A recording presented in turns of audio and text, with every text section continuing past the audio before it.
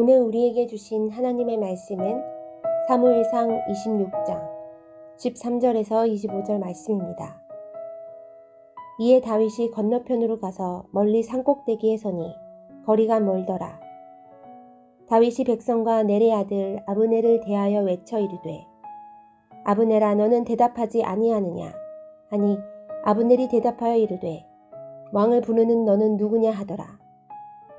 다윗이 아브넬에게 이르되 내가 용사가 아니냐 이스라엘 가운데에 너 같은 자가 누구냐 그러한데 내가 어찌하여 내 주 왕을 보호하지 아니하느냐 백성 가운데 한 사람이 내 주 왕을 죽이려고 들어갔었느니라.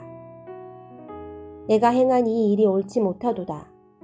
여호와께서 살아계심을 두고 맹세하노니 여호와의 기름 부음 받은 너희 주를 보호하지 아니하였으니 너희는 마땅히 죽을 자이니라. 이제 왕의 창과 왕의 머리 곁에 있던 물병이 어디 있나 보라 하니 사울이 다윗의 음성을 알아듣고 이르되 내 아들 다윗아 이것이 내 음성이냐 하는지라.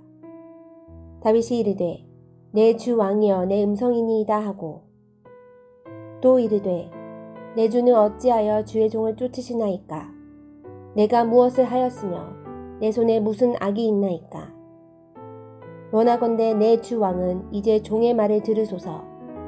만일 왕을 충동시켜 나를 해하려 하는 이가 여호와시면 여호와께서는 제물을 받으시기를 원하나이다마는 만일 사람들이면 그들이 여호와 앞에 저주를 받으리니 이는 그들이 이르기를 너는 가서 다른 신들을 섬기라 하고 오늘 나를 쫓아내어 여호와의 기업에 참여하지 못하게 함이니이다.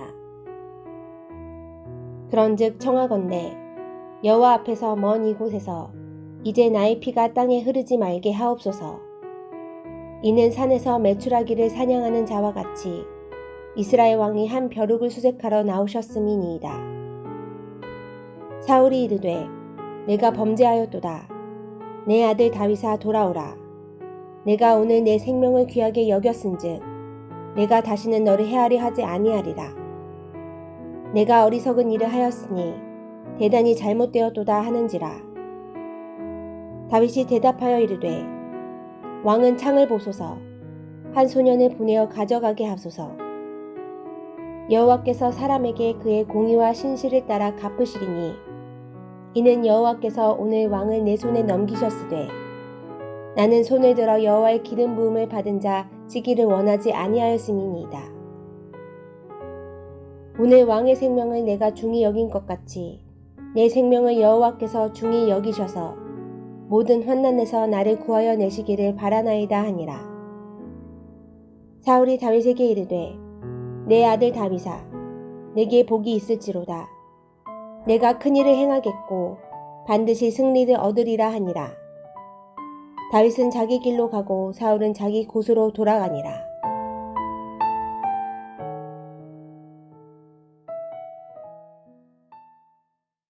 어제 살펴본 대로 다윗이 적진 깊숙이 들어가 사울이 누워 자고 있는 곳까지 갔지만 사울을 죽이지 않고 다시 한번 살려주었습니다.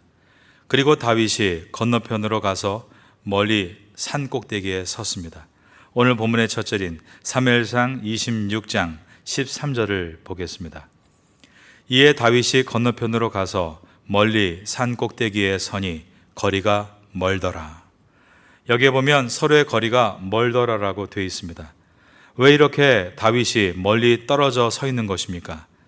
사울의 마음이 변덕스러웠기 때문입니다. 미안하다며 다시는 추적하지 않겠다고 하는 사울과 이번에는 다윗을 찾아 꼭 죽이고야 말겠다는 사울, 이처럼 사울은 두 얼굴을 가지고 있었습니다. 그래서 다윗은 거리를 확보하고 만약을 대비해야 했습니다. 다윗은 사울의 경호 책임을 맡고 있던 군대장관 아브넬에게 외칩니다. 아브넬아 너는 대답하지 아니하느냐? 14절입니다. 다윗이 백성과 넬의 아들 아브넬을 대하여 외쳐 이르되 아브넬아 너는 대답하지 아니하느냐 하니 아브넬이 대답하여 이르되 왕을 부르는 너는 누구냐 하더라. 이것은 다윗이 아브넬의 직무유기를 비난하는 것입니다. 하지만 본 목적은 조금 전에 사울의 목이 달아날 뻔했다는 것을 그들이 피부로 느끼게 하기 위해서였습니다.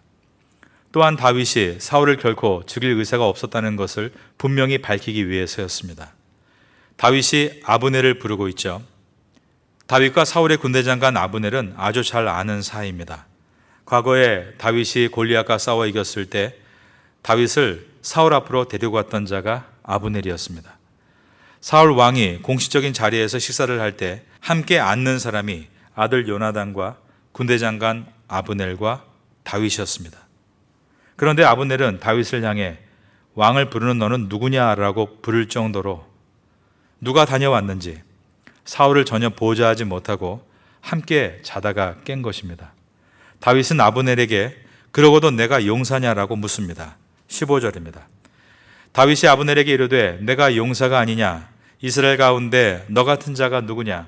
그러한데 내가 어찌하여 내 주 왕을 보호하지 아니하느냐? 백성 가운데 한 사람이 내 주 왕을 죽이려고 들어갔었느니라. 이 말은 왕을 경호하는 자신의 직책을 제대로 수행하지 못했다는 사실을 조롱하고 있는 말입니다. 내 주 왕을 보호하지 아니하느냐? 내 주 왕을 죽이려고 들어갔었느니라. 내 주라는 말을 반복 기술하고 있는 것은 아브넬이 자신의 상전인 사울에 대한 경호 책임을 게을리했음을 강조하기 위해서입니다. 정말 아브넬이 충성스러운 군대장관이라면 자신의 주 사울을 깨어 보호해야 했었다는 것입니다. 16절을 보겠습니다. 내가 행한 이 일이 옳지 못하도다. 여호와께서 살아계심을 두고 맹세하노니 여호와의 기름 부음 받은 너희 주를 보호하지 아니하였으니, 그 다음 보면 너희는 마땅히 죽을 자이니라 라고 했습니다. 너희는 마땅히 죽을 자니라, 문자적으로는 너희는 죽음의 아들들이다 라는 뜻입니다. 다윗이 아브넬과 그의 병사들을 죽음의 아들들이라고 말한 이유는 하나님께로부터 기름 부음 받은 왕을 제대로 보호하지 않은 신하는 죽어 마땅하다라고 말하는 것이었습니다. 그리고 이 말은 자신이 왕의 신하였다면 마땅히 깨어 왕을 지키고 보호했을 것이다 라는 뜻입니다. 이것은 다윗의 안타까운 마음을 보여주는 것이었습니다. 사울이 눈이 어두워 충성된 신하를 몰라보고 직무유기나 는 아브넬 같은 사람과 함께 있는 것이 다윗에게는 안타까웠던 것입니다. 이어지는 17절을 보겠습니다. 사울이 다윗의 음성을 알아듣고 이르되 내 아들 다윗아 이것이 내 음성이냐 하는지라. 다윗이 이르되 내 주 왕이여 내 음성이니이다 하고, 이때가 캄캄한 밤 또는 동트기 전에 새벽녘이었을 것이므로 사울은 음성을 통해서만 자신이 다윗과 대화하고 있는 것을 알 수 있었습니다. 사울이 다윗의 음성을 알아듣고 이르되 내 아들 다윗아. 사울의 이 같은 반응은 다윗이 자신을 충분히 죽일 수 있었음에도 불구하고 죽이지 않았던 사실을 인식한 결과입니다. 아마도 이때 변덕스러운 사울은 다윗을 아브넬보다 더 나은 군대 장관으로 생각했을 것입니다. 다윗은 10절에서 사울에게 부르짖습니다. 또 이르되 내 주는 어찌하여 주의 종을 쫓으시나이까? 내가 무엇을 하였으며 내 손에 무슨 악이 있나이까? 어찌하여 쫓으시나이까? 사울은 엔게디 동굴 사건으로 다윗과 화해를 했었습니다. 그런데 사울이 또다시 자기를 추격해 온 것에 대해서 다윗은 이해하기 힘들었던 것입니다. 19절입니다. 원하건대 내 주 왕은 이제 종의 말을 들으소서. 만일 왕이 충동시켜 나를 해하려 하는 이가 여호와시면 여호와께서는 제물을 받으시기를 원하나이다마는. 이제 종의 말을 들으소서, 이 같은 표현은 주로 악행을 저질렀을 때 회개하라고 직언할 때 나오는 말입니다. 과거에 사무엘 선지자가 하나님의 명령을 따르지 않는 사울에게 하나님과 회복될 마지막 기회를 주면서 썼던 표현이었습니다. 그러므로 다윗이 이 말을 하고 있는 것은 하나님의 뜻을 사울에게 전하고 있는 것으로서 최후 통첩이다라고 말할 수 있습니다. 그런데 우리가 여기서 주목해야 될 것이 있습니다. 다윗은 하나님은 무조건 자신의 편이고 사울은 무조건 하나님의 편이 아니다라고 말하지 않습니다.